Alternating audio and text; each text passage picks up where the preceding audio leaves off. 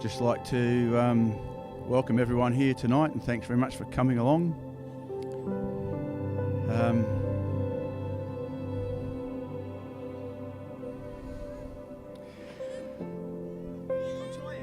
I just had a little mental blank. Jack just asked me if I prepared anything, and I said no, I'll just ad lib. So started off pretty well. I said I'd probably stuff it up. No. Just like to say to Bonnie that Mum and I thought she looked absolutely gorgeous today, and we were very proud of the way she turned herself out. Bonnie's actually our third child, and we named her after her grandmother, which was my mother, and unfortunately she never got a chance to meet her. And I guess it was pretty evident to Brenda and myself as Bonnie was growing up that it seemed as though she's been here in this world sometime before. She seems to be very aware, and always for her age, she's advanced for her age and seemed to be very aware, certainly a lot more than we were at the same stage growing up.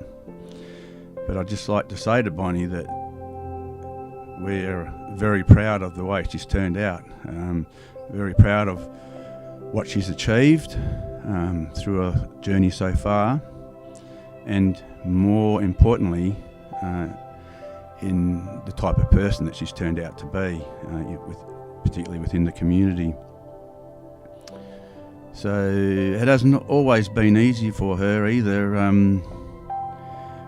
When she started in her working career, she started with a couple of employers that were virtually, you could say, employers from hell, and give her an absolute hard time. And I was over on the farm at this stage and wasn't really there to help her through some moments.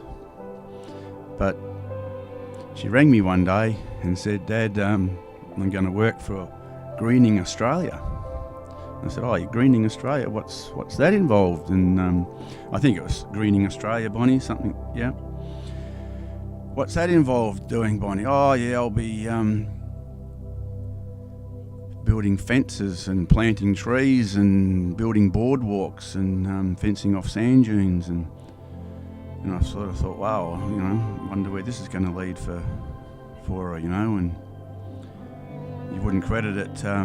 I think mainly that program was for people that were on the dole, and Bonnie's working alongside all these, I'm not sure what you'd say, less desirable people, I guess. Anyway, come to the end of the year, someone had to do a presentation to the council and local member to finalise the program, and Bonnie was chosen to do that, and she actually sent me a fax copy or email copy of her speech, and it was unbelievable.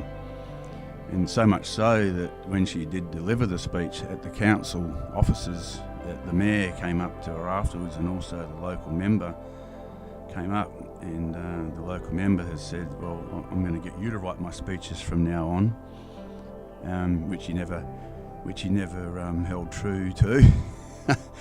But the mayor said, we want you on our team. And so Bonnie started with the Mandurah Council, and that's where she's met Jack. And of course she's come up the rungs quite highly now, and within that council, and has quite an envious job from my point of view. So Brenda and I are very proud of what she's achieved there. She does, I did ask Brenda and actually sat down with Stace as well, so I dobbed Stace in only yesterday and said, well, what do you think I should say about Bonnie? And, well, Brenda felt that, we'll dob them right in. Brenda felt that she, once she knew she was right, when she's right, she just won't let go, a bit like a dog with a bone. She and there's no way that she isn't going to end up with the last word. And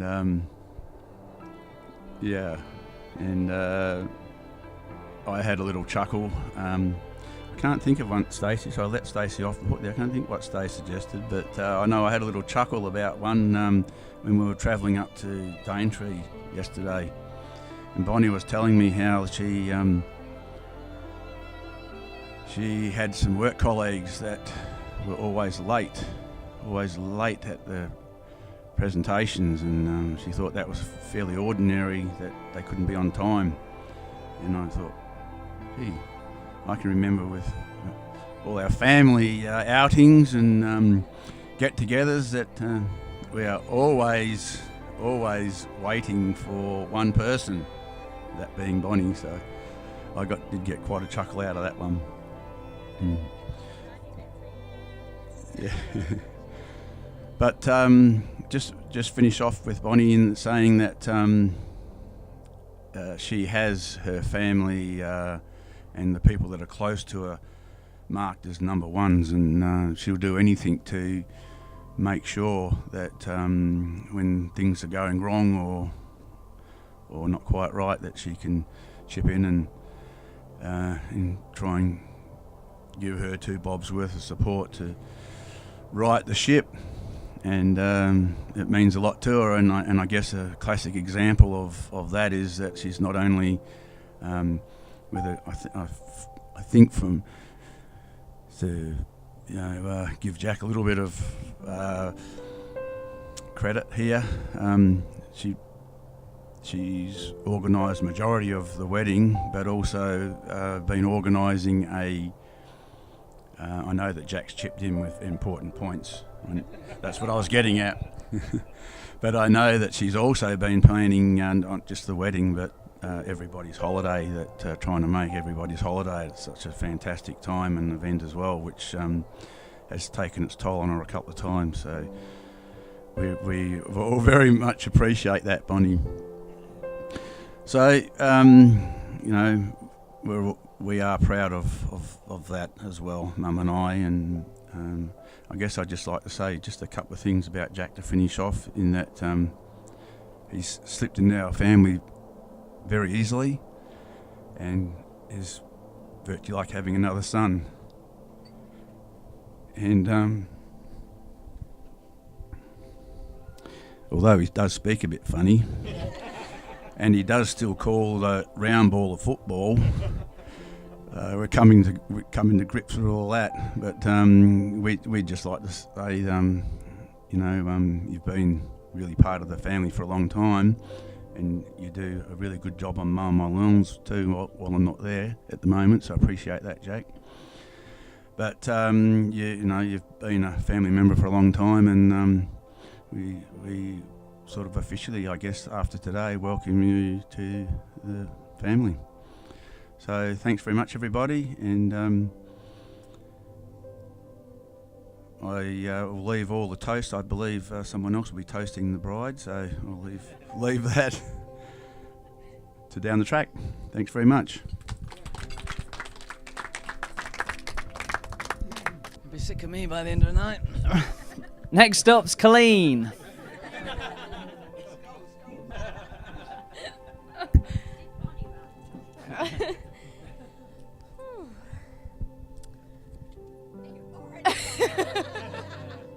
I think I should go sit inside and read it. Okay. I've cried more today than I did at my own wedding. Okay. Good evening.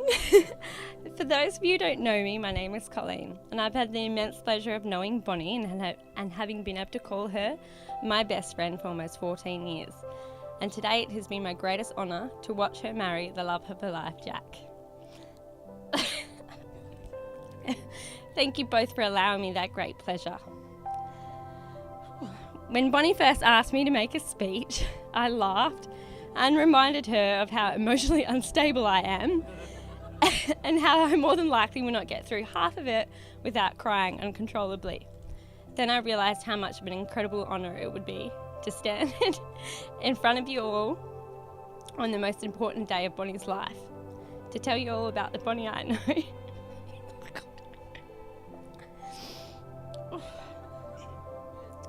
I would like you all to take this moment to look around you. You're the people that Bonnie and Jack love and care for the most.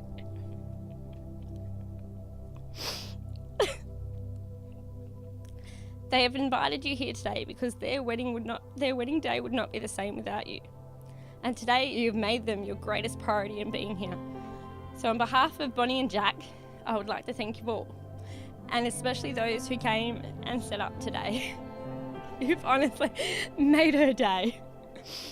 I'd also like to take this opportunity to thank Jeff and Brenda for giving life to such a beautiful woman. If it were not for the two of you and your own love story, none of us would be here to celebrate the love between this stunning bride and her handsome groom.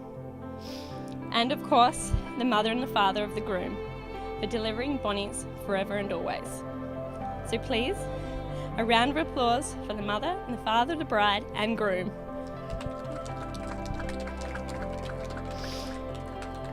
I first met Bonnie when we were fresh into year 8, so almost 14 years ago.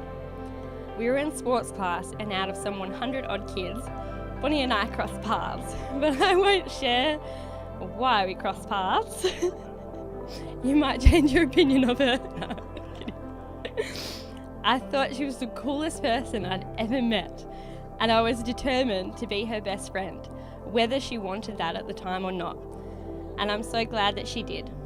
As the years passed, we were basically inseparable, causing some to, at one stage, question if I might like Bonnie more than just a friend. Well, I can assure you that even though we have shared a kiss as part of a high school truth or dare, my love for Bonnie goes no further than the purest and most wonderfulest forms of friendship. We have shared everything from secrets, Clearasil, our love for Chad Michael Murray, and even constantly coming draw after draw in our high school running races for 3 years straight. Bonnie and I have shared a lot of memories together, many of which are slightly inappropriate and questionable.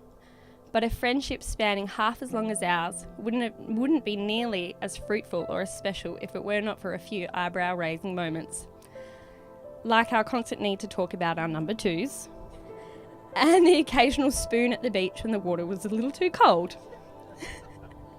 We have also seen each other through some of our darkest days, from heartbreak to loss, and now I'm even more privileged to say, our happiest. Over 13 years, Bonnie may have grown older and taller and more mature, but she's still as sweet, as caring, and as loving as she always was those years ago. She's never let time or distance come between this friendship, which I have held and will always hold so closely to my heart. I am so blessed, as we all are, to have such a beautiful woman in our lives, and even more so to witness the love and happiness that has been her wedding day. Bonnie, as they say, has a heart of gold.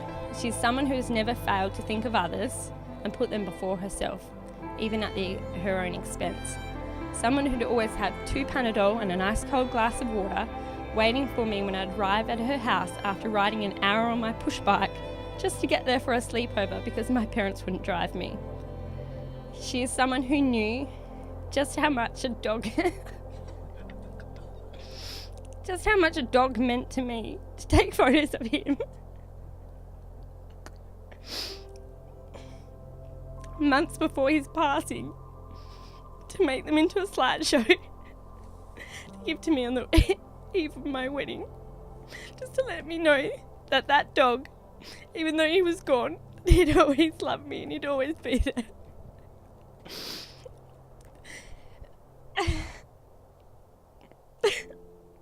You'll never know just how much that meant to me. She is someone who spent her schooling years trying so hard to be accepted by others, but be the first one to welcome you with arms open and the sweetest smile. Well, Bon Bon, I hope tonight that you can see and that you realise just how much everyone in this room loves you wholeheartedly, especially me and especially your new husband. Now, over the sloppy stuff, a little bit about how the bride met the groom. I recall this great love story beginning with a girl hearing gossip around the office about a very good-looking guy. However, it was some time before she could prove that this gossip was in fact true. Jack, also liking what he saw, summed up the courage to give her his number. And after a little bit of stalking, as teenage girls so often would do, I gave her the F-bomb, yeah, expression, coupled with a few eyebrow raisers. And the rest is basically history.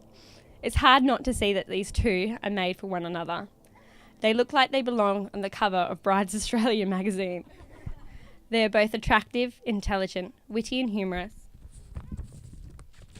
And more than anything, their love for one another surpasses any of the individual traits.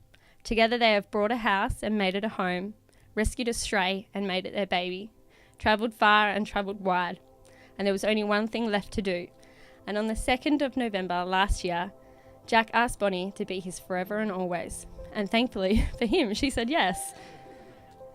It fills me with so much happiness to see someone love and care for Bonnie the way Jack does. I cannot thank you enough, Jack, for caring for her and treating her the way that she has always deserved, and the way a husband should.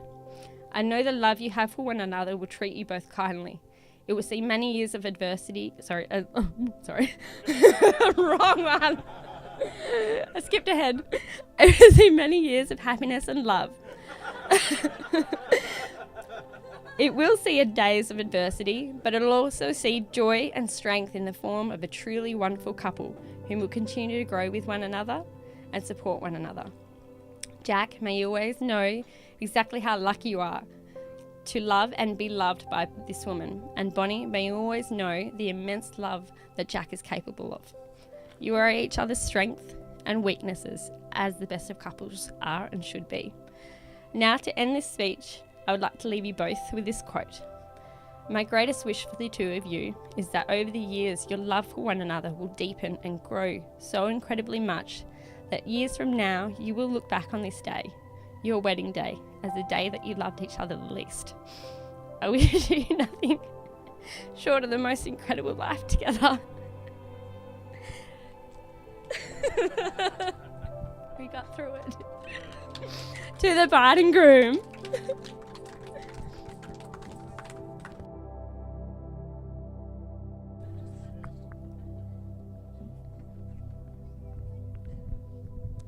Okay. Hello, my name's Stacey. So I'm Bonnie's sister, and I'm going to share with you some of my favourite things about Bon that you might not know.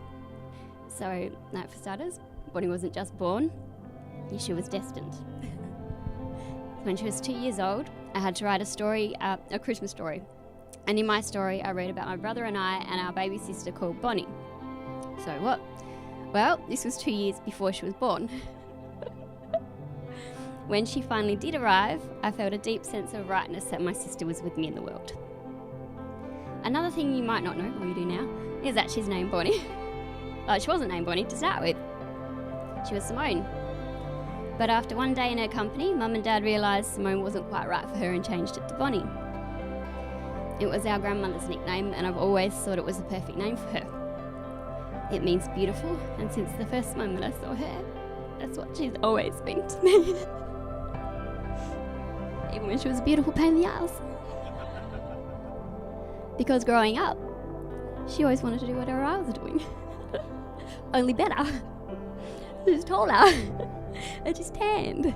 And she's Ducks and Champion Girl. I even had to share the 18th with her. I danced, she danced. I drew, she drew. My bedtime was 7:30, and hers was whenever the bloody hell she felt like it. I had a dog called Lily. She had a dog called Lily. I changed my dog's name. She changed her dog's name. She had to have everything I had. And for the most part, I really liked it. When we got bigger, I wrote a book. But the thing is, my male lead was a tall, dark cliche called Jack.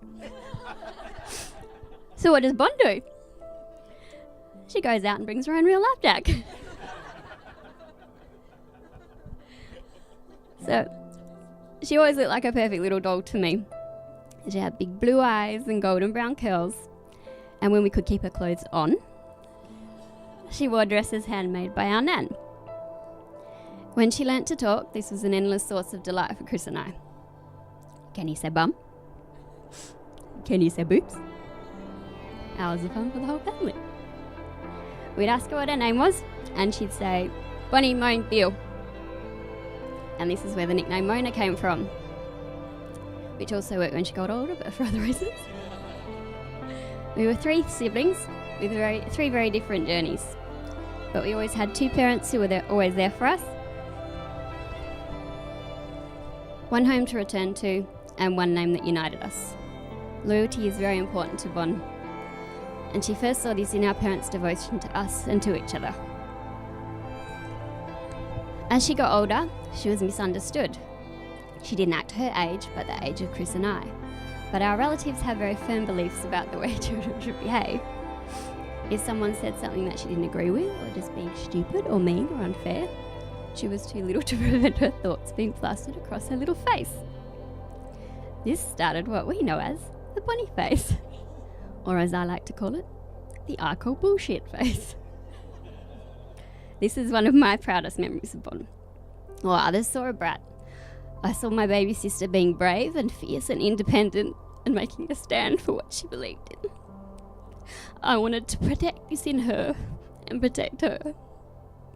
Later on, I would stand up to her bullies, the kids at school, parents at dancing, even an employer.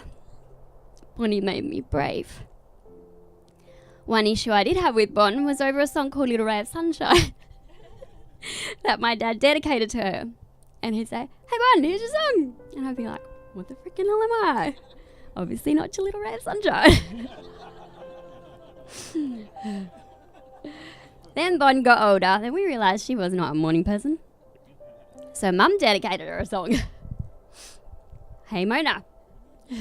And by this point I'm like, what the hell is it with this kid and frickin' song dedications? And this was about the time that puberty kicked in for Bon. And in the nicest terms possible, Bonnie and hormones do not mix. And Dad started calling Bon by a new nickname. Hey bitch. How's school? And then I realised, yeah, he never gave me a song, but he also never called me bitch. For Bonnie, with boobs came screaming and crying and yelling, and High School fucking musical. Listen to this part. I can sing better than she can. Again and again and again. If I could have auditioned, I would have got this part, not her. When she was in year 12, I made her ball dress, and that's the closest I've ever come to sororicide. Jack talks about her foundations being deeper than the peninsulas, while constructing that cleavage was like raising the pyramids. But once we finished, she was the belle of the ball. Then one day she wanted to have a family dinner to introduce us to a friend. When she brought this guy home to meet us, I took one look at him and I thought she is going to eat him alive. After dinner we played a board game. And I forgot to mention Bon's slightly competitive. She completely eviscerated everybody.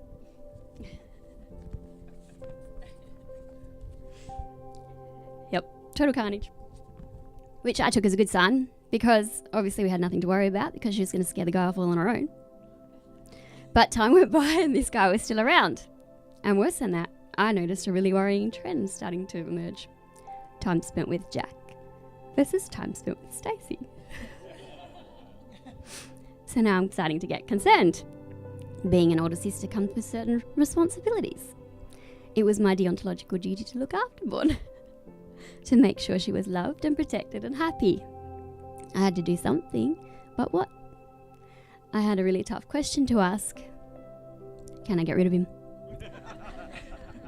So I waited up. He's male, obviously. English, so there's that whole convict overlord dynamic going on. Barely taller than me. But he has that hero hair thing going on. Now, Bon always teases me about being a nerd. So I did what any nerd would do. I did a hypothesis test on the relationship of their relationship. And of course, because it's Bonnie, they made the model work perfectly. Jack's perfectionism and Bon's need to psychoanalyse everything he says and does is a match made in statistical heaven. Which led me to extrapolate with 95% confidence into the future and predict that A, this guy wasn't going anywhere, and B, the relationship showed promise for longevity. So, I came to the conclusion that I couldn't really get rid of him, and certainly not without Bonnie hating me forever, which left me two options. Hire a Victoria's Secret model to date him who was willing to work for babysitting favours, but it turns out models and babies are mutually exclusive. Or I could trust my sister when she said that this interloper was a good guy, and maybe embrace him as a brother-in-law. But then something happened, and Bon got really sick. She was hospitalised and needed 2 blood transfusions. In the lead up to this, her and Jack had been fighting, and had even talked about calling it quits. But when Bon got sick, Jack didn't leave her side. In the week that followed, Jack divided his time between work and Bon's hospital bedside. So this made me think, maybe instead of looking at him as an intruder, maybe I should be thinking of him as a Bon Ops member that I could work with to protect Bon from life's wrongdoers. But my final decision came down to a simple equation. Force times distance equals leverage. If distance is time, Jack has just given Bon the rest of his life. And we all know, for better and for worse, Bon is a force to be reckoned with. Which means Bon has everything she needs to give her the leverage. Therefore, her future is secure. Bon means the world to me. I've known her whole life. She's my sister, my friend, and even my child. I saw her first steps, and she saw my babies come into the world. But I can honestly say I've never seen her happier than she's been since she met you, Jack. You steady her and ground her and make her the best version of herself. You love her, even though she spends way too much time on the phone and is pathologically messy and sheds hair everywhere and is noisy when you're trying to sleep. And credit where credit due, he's a good dresser. Better than she is. And you're brave. You showed us that sometimes you just have to pack up your whole life, travel halfway around the world to find your soulmate. You are Bonnie's grace. And I'm truly grateful that she has found you. Welcome to our family. Now, you're a bill, you know. And I would like to remind you at this point that there are no returns or refunds for the life you've purchased. Moni, I always keep a part of you in my heart. Your smile at the best of times, your strength at the worst of times. I'm proud of the strong, compassionate woman you've become. You're a great mentor, and you've had a massive impact on my life. You remind me there is beauty in everyone, and your integrity is something I can rely in and trust on. Yep. Do you remember when you complained to me about your skin? And I turned to you and said, good, I'm glad you got bad skin. I said, you're intelligent, you're beautiful, you're tall, you're tan, you're good at sport, and you can sing. You've got to have something wrong. Well, I finally realised there is one good thing about being shorter than you. I will always have my baby sister to look up to. To my friend, my confidant, my mirror, and my opposite, my sister.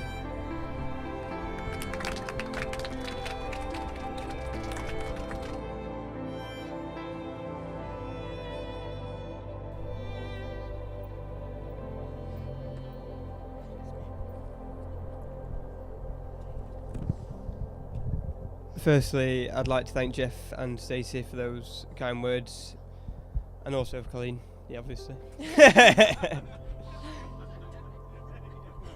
Whispering in my ear already. But also to Jeff, Brenda, and the whole of the Beale family for welcoming me into their family from the beginning. You really made it easy for me to fit in, even though I am a pom. As you can see, Jeff is a big, intimidating Aussie bloke. And I must admit to having a few nerves prior to meeting him at Brenda's 50th birthday party while he was living over at the farm. This was really fueled by the fact when Bonnie first invited me around to their family house. I remember distinctively pointing to the back of a dusty backlit bar and saying, "Watch out, my dad's keeping his eye on you." Hung on the wall was a small frame containing Jeff's eye. Proceeding through the house, I encountered a man-eating cockatoo, Evo, situated in the pergola. I was also then informed that Bonnie's brother Chris had several large guns hidden in the bedroom.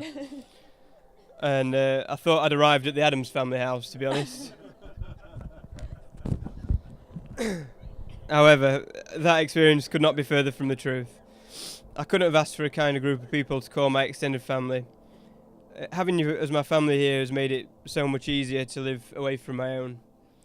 Thank you for all the laughs, the doggy dates, the agricultural education, the quad bike racing, introducing me to port, Pokemon hunting, gardening tips, that's for Chris, and several very memorable verbal presentations from Jeff.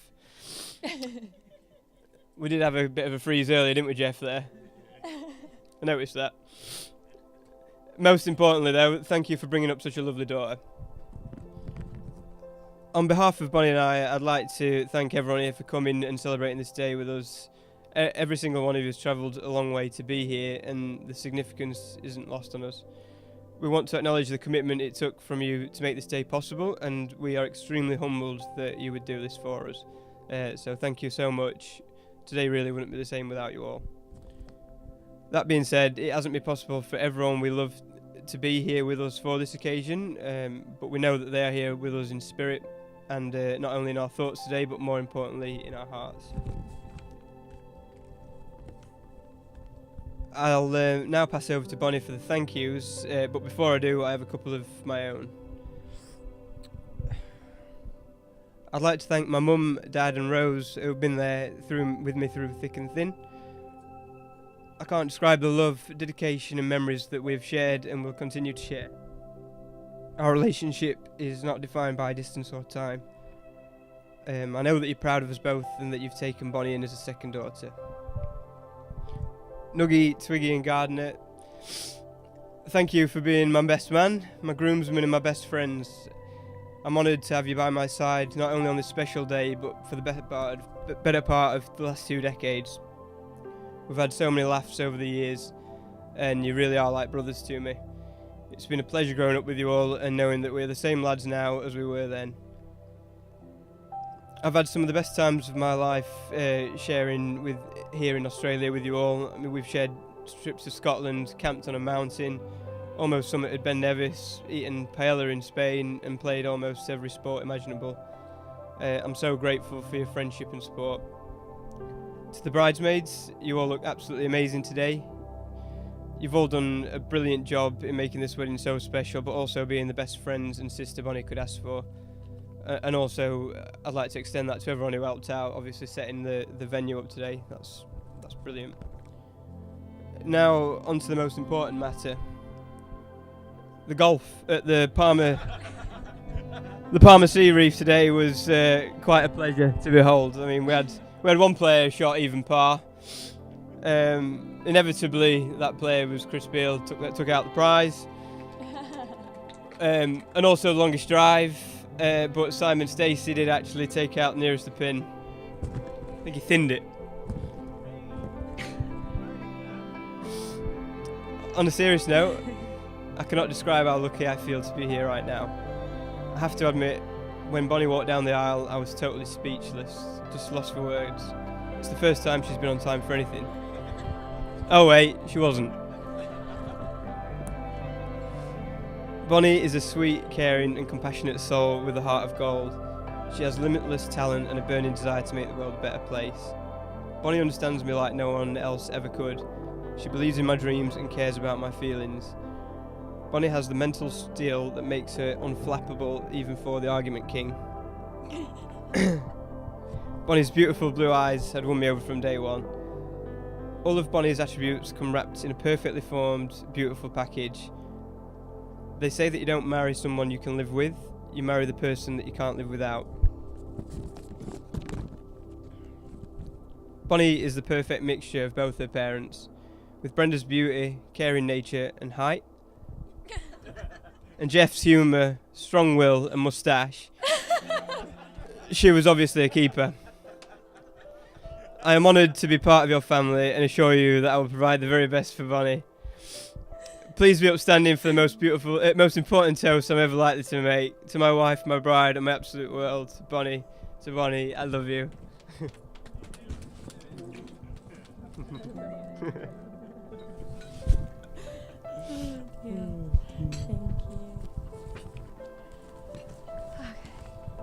Thank you again to everyone for being here today. Words really can't describe how grateful we are to share this with you, and for all of the help that you've been over the past year and beyond, and especially today when I was informed that my stylist was running around like a headless chicken and we needed to send minions over to help her get everything back on track. The place looks absolutely amazing. It's more than I could have ever imagined, and I'm so grateful. Just thank you all so much for all of your help. It's incredible, and the fact that it was you guys that set it up just makes it all the more special. When we first visited Cairns, Jack and I both commented on how we would love to one day share this amazing place with our closest family and friends. And today you guys have literally made our dreams come true. For that we'll be forever grateful. Every single one of you has helped to shape who we are and changed us for the better, and we couldn't imagine this day without you. So before I hand over to Tom, there are a few special people I'd like to acknowledge without whom today would not have been possible. Ange, Paul and Rose, you guys are incredible. Thank you for allowing me to be part of your family and making me feel like one of your own. I know the effort you had to go to make your being here possible today, so thank you for all that and more.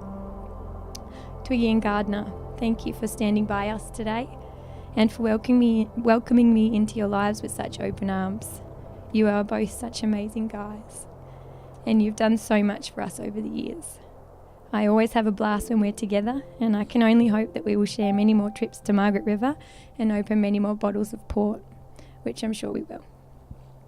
Tom and Meg, you guys have been our absolute rocks the past week. Your support has been invaluable, and I can't thank you enough for everything you've done, whether it's arranging a last-minute Bucks night, crane folding, or having a midnight walk. Not everyone is lucky enough to get along so well with their partner's friends, let alone live with them for a year without killing them. But honestly, I feel so blessed to have you both in my life. Even though we don't see each other very often, every time we're with you, we have an absolute blast, and I consider you two of my very best friends. And even though we haven't been able to convince any of you to move over permanently yet, I love you all so much. To my three maid of honours, Stacey, Meg and Colleen, where do I even begin? I am so truly blessed to have you all in my life. Each of you contributes something different to my life, which is why I couldn't imagine standing here today without you. You've been with me through the best and worst of times of my life, and the love I have for each of you is unending. Meg, I will forever be in Chris's debt for bringing you into our lives. Not only have you made my life better by being in it, you've brought my brother and I closer than ever before. Thank you so much for everything you are, for your crazy sense of humour, for our doggy play dates, for a twerking lesson at my hen's night, and the endless D&Ms about the most random topics I could ever imagine. Colleen, not a day goes by that I don't thank my lucky stars for mouthing off in gym class that day. Because if I hadn't, I may never have met you, because you may never have thought I was the coolest person ever. If you'd only known what I'm really like back then.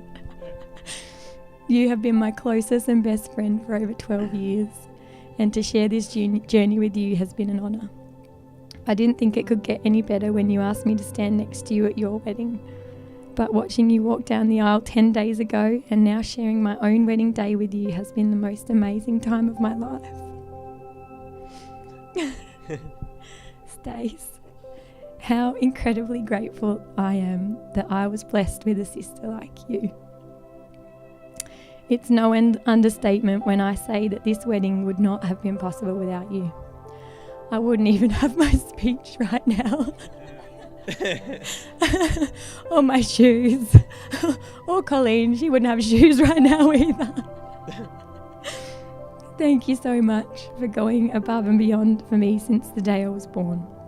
You really are my fairy godmother. My dress, my skirt, the bridesmaid dresses, the cranes, my last minute decision to dye my hair without any equipment. I don't think there's a part of this day that you haven't sprinkled some stardust onto. You are absolute magic, and I love you so much more than you'll ever know. Mum and Dad, you are the most incredible people, and I am so proud to call you not only my parents but my friends. You deserve the world and more, and I want you to know that Jack and I will always be there helping you to get it. It has been the greatest privilege of my life growing up with you as my parents. Everything I am today is because of you. Because of your support, your guidance, your discipline, your sacrifices, your patience, your honesty, your incredibly big hearts, and the constant stream of love that you have always given me. And it is my sincerest hope that I can replicate these attributes in my life and with my own children. I love you all more than I could ever express in a speech, but I hope you got the message. Jack. When I first met Jack, I was pretty taken aback. He caught my eye from the very first moment I saw him, but during our first conversation in the tea room, Jack stood there pensively stirring his tea. Head down, stern look on his face. I eventually came to realise that's how every person in his family brews their tea. That stuff is serious business. So we're in this tea room and I'm chatting away to Jack's colleague, and out of nowhere comes this noise from Jack's direction. That was it, our first interaction. And I thought, what is this guy like? The tea was ready. But after 6.5 years, I can honestly say he is truly the most incredible person I've met. Jack, you are smart, funny, caring, annoyingly good at everything. You are also an absolute little smartass who somehow manages to be endearing even when you're upturning our washing baskets in a blind rage. And I am completely and utterly crazy about you. You have supported me when I didn't know how to support myself anymore. You inspire me to achieve beyond the limits that I place on myself, and you back me every single day without fail. You love and respect my family and have taken them on as your own, and for all of this and so much more, I am unbelievably grateful. I love that after all this time you still think my eyes are beautiful. I love your crazy ideas. I love you in spite of your argument king. I could easily tell you how you make my life better every day just by being in it. But nothing will ever compare to the day that you told me you wanted to buy a home. Because I knew that it meant that you had finally chosen to stay in Australia and to be with me. And I know how massive that decision was for you and what it meant you would be giving up to be with me. I know how hard it is for you to be on the other side of the world from your family and friends, and I know that it will never get easier. So I want you to know just how loved you make me feel every day just by waking up in your house with our Billy Goat. You are an absolute game changer. And it's not just me and it's not just my life that you've changed. It's the lives of everyone you meet. I never expected that guy who whistled in the tea room would turn out to be the only guy I could ever see myself spending the rest of my life with. But you did it. You had me from... I love you so much, and I'm so excited to spend the rest of my life with you as your wife.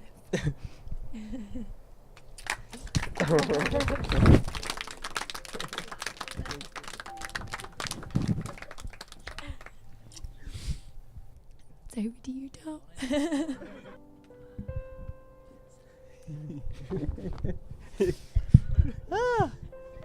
Right. Who got the short straw there then? Right. Okay. Just take a second.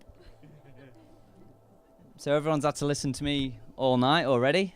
I'm Tom, otherwise known as Nuggy, which probably confused quite a lot of people here. Yep. A nod from Simon, yep. I don't get this opportunity speak about my close friends in front of their friends and family very often. So I'm going to take it and speak very strongly about how I feel about Jack and Bonnie. Firstly, the surroundings today. I don't think you could have asked for a better surroundings. It was beautiful down by that beach. I mean, it was on the doorstep as well for everyone, wasn't it? Cheers, Simon. So how I met this beautiful couple, Jack and Bonnie. As you are probably aware, me and Jack are childhood friends. It all started the best part of 20 years ago. I know it's hard to believe. Jack was in a good group of friends when we went to our new school. He invited me in, and he claims to this day that he saved me from being a bad kid. I don't know how that adds up, because look at me.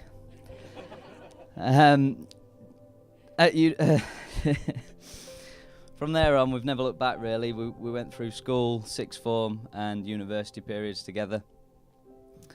After university, Jack obviously decided he would come out to Australia. At that time, I said it was a great idea, and as tough as it was to say goodbye to him, I knew it was the right thing for him to do. His decision obviously hasn't disappointed, and who'd have thought 7 years down the line I'd be stood here speaking in front of all his friends and family with his love of his life. So it's perfect. Me and Bonnie first met in England very early in Jack and Bonnie's relationship, as you've been told. I was massively impressed as she was thrown in the deep end, out of a comfort zone in a totally new country. It speaks volumes that a person can integrate with someone's family and friends so easily. The next step in mine and Bonnie's friendship was a big one for her and for me as well, when I moved out to live with Jack and Bonnie, and I can't thank you enough for giving me that opportunity. I don't think Bonnie realised what she was getting herself into at the time, though, to be fair. She had to put up with me constantly messing around, jumping out on her, playing devil's advocate in our debates, or generally stealing her boyfriend to play any sport or game that we could think of.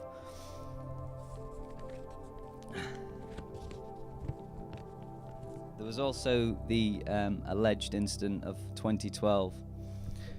Now, I've not been found guilty of this yet, but after a night out on the beers, the cupboard in our apartment was found very damp the following morning by Bonnie. I'm sure many of you heard this story. Bonnie has said from the day dot that it was me. I'm saying innocent until proven guilty.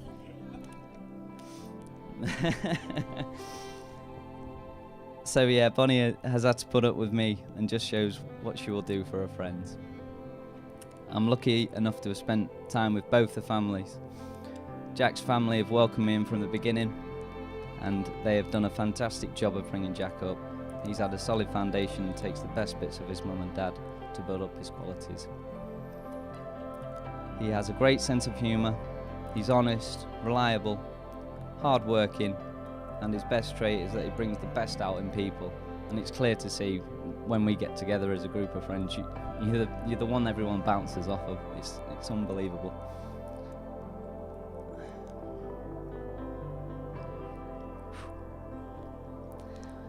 Much like Jack's family, Jeff, Brenda, Stacey and Chris and all the adjoining families, sorry to not name you all because there's quite a lot of you, you all welcomed me in from the day that I moved out here.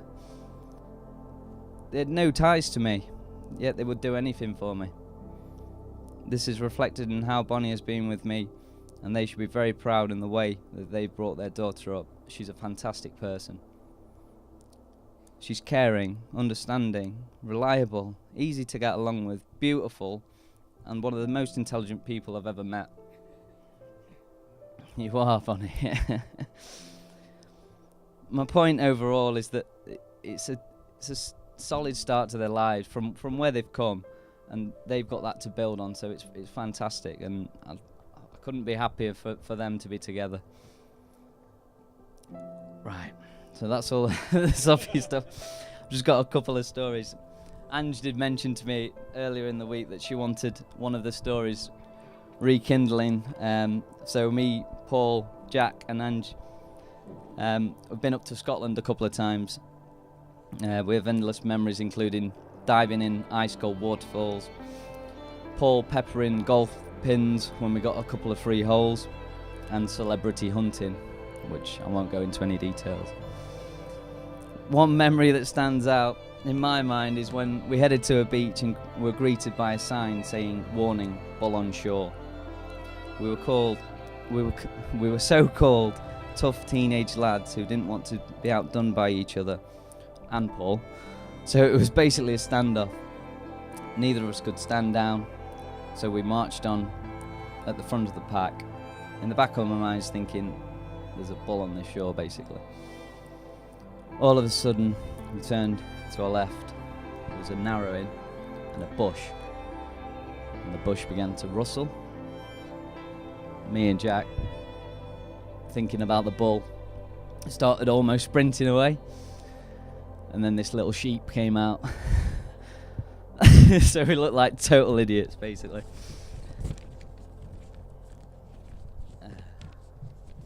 We were in stitches though, and we had lots of good fun. As you were all aware, me and Jack aren't the most manly of men. So when Jeff and Chris invited us to go crabbing when we were in Australia, they were in for a laugh.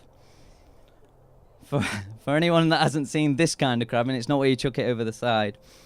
We were wading in the water with homemade hooks to catch the crabs.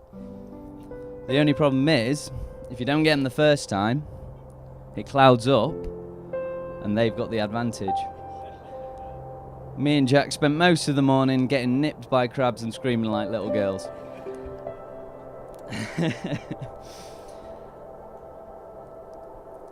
I'm not going to keep you for much longer.